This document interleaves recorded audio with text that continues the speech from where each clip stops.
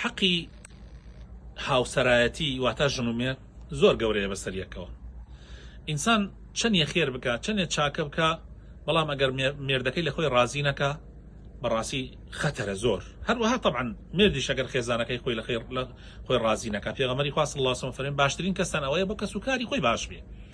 ئەوە باشترین کەسە نەگە و کەسی لە دەرەوە پیاوێکی چاکە یا لە دەرەوە ژنێکی چاک دیارە بەڵام بۆ ماڵی خۆی و بۆ هاوسەری خۆی خراپ بێ. کاتی خۆی لە مزگەوتی تەقوا ئیمام خەتیب بووم لە کەلار، مەبەستم ساڵی 90ەکان بوو. ئەلەو کاتە ئافرەتێکە بوو ماڵیان نزیکی مزگەوتەکە بوو، ئافرەتێ بە تەمەن بوو 50 ساڵ زیاد بوو تەمەنی. مزگەوتەکە لەو کاتانە شوێنی ئافرەتی نەبوو.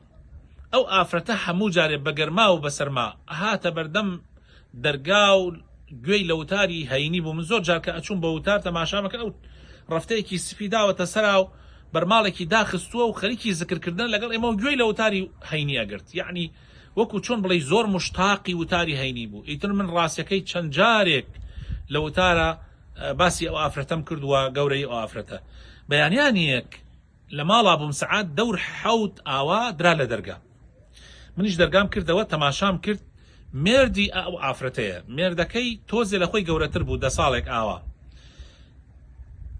ئیتر منیش خوڵکم کرد و هاتە ماڵ و سەیرمات بۆ بەیانی زووە هات.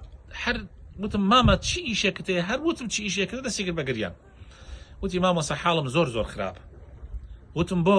وتی باوەڕ ئەەکەی 13 ساڵە 13 ساڵە ئەو ئافرەتەی کە تۆ باست کرد لە جمعە ئافرەتێکی وایە 13 ساڵە من و ئەو خێزانەمە کە خێزانی ئەو بوو وەکو خوشک و براواینە 13 ساڵە هیچ مافێکی منی نەداوە. تەنانەت من جاری وە هەیە توانای خۆشوەردنم نییان پێویستم بەوە هەیە یەکێک یارمەتیمدا. وتی ئەوە بە کچەکان ئەڵێ بە کوڕەکان ئەڵێ بڕۆن یارمەتی باوکتان بدەن، وتی ئەو نایەتە ژوور هیچ خۆی هین ناکات. طبعا زۆر زۆر بەڕاستی فکرم لەبارەی بڕێشتۆ گۆڕا. ئەلەو کاتە گەنج بووم. طبعا من وامەزانی هەر مەزهەر حەساوە، بەس بۆم دەرکەوت کە مەزار حەساور نییە بەڵکو ناخ حەساوە. ئەوە حەساو نییە من خۆم بۆ مسلمان دەرببڕم بە ڕفتەیەکی سفی و بە هەندێک مواسەفاتەوە، بەڵکو ئەوە حەساوە تۆ چەند یەک ئیسلام لە خۆتا جێبەجێەکەی. ئەو ئافرەتە کاتێ طبعا زۆری نەبرد، مێردەکەی نکی کرد کەوتە سەر جێگا و ئیتر لە کاتی هاوین بوو لە ناو حەوشەیەکی گەوریان هەبوو، خەڵکێکی زۆر لە ماڵیانە بۆ منیش چوون بۆ سەردانی ئەو پیاوە کە خەریک بوو کە ئەمرد، یعنی لە سەرمەرگا بوو. بینیم لە لای سەریەوە دانیشتووە و پەموویەکی گردۆتە دەست و ئەیکا بە ئاوا و ئەیژنێ و دەمی پێتەڕەکە، دەمی مێردەکەی پێتەڕەکە. 2-3 جار خەڵکێکی زۆر لەوێ دانیشتو بوون. 2-3 جار خەریک بوو لە ناو خەڵکەکە بڵێم بەڕاستی تۆ درۆزنی، بەڕاستی ئەم پیاوە لە خەفەتی تۆ یاوای بەسەرە هات. بەڵامی تر بڕێشت هەیە ناوترێ و شوێنەکەی گونجاو نەبوو بۆ ئەو قسەیە. ئەمەم لای پیاوێکی بە تەمەن باس کرد خزمی خۆم.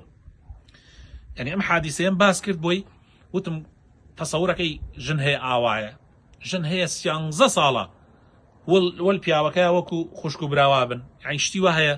ئەویش پێکەنیم سەری لە قاند و وتی کوڕم باوەڕ ئەەکەی من ئەگەر پێت بڵێم من و خێزانەکەم کە هێشتا مابوو خێزانەکەی خوا عافیان کە وەفاتیان کردەوە، وتی من و خێزانەکەم 36 ساڵە خوشک و براین، 36 ساڵە. وتی ئەو خێزانم وتی کە بەشی هەموو خەڵکی ئەدا، یعنی لە ماریفەتا و لە خوڵکا و لە دەمتەڕیا و لە ئەمانەیە بەشی هەموو ئەو خەڵکە ئەدا، مناڵ و گەورە، تەنیا بەشی من نادا.